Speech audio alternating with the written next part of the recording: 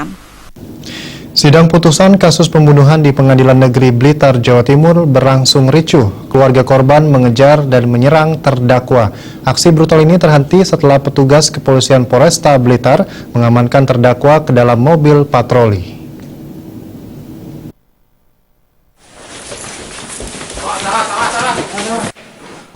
Sejak memasuki ruang persidangan, Agus Setiawan, terdakwa kasus pembunuhan Yuswanto warga Jalan Ambalat, Kecamatan Sananwetan, Kota Blitar, sudah dijaga ketat oleh jajaran kepolisian Polresta Blitar.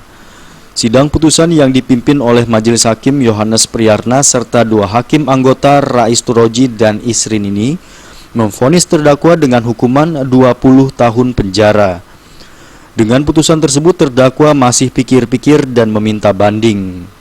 Keluarga korban yang tidak terima dengan putusan hakim tersebut, pasca digelarnya sidang langsung mengejar dan menyerang terdakwa.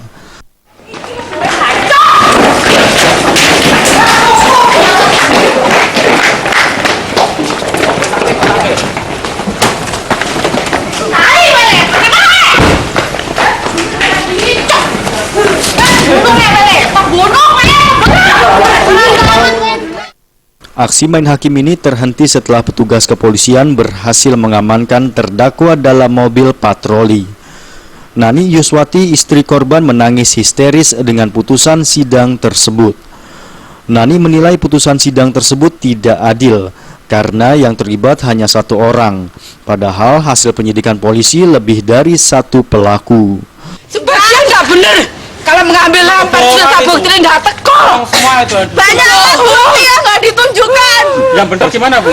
Tasnya kok nggak dihadirkan? Ada tas tidak diakui. Ada tas tidak di dalam mobil, Pak, itu. Artinya tuntutannya seperti apa, Bu? Tuntutannya seperti apa? Nanti dia nggak hukum mati, masa dia jauh manusiaan dia. Tidak dihadirkan dalam persidangan ini. Kami tidak terima, keluarga.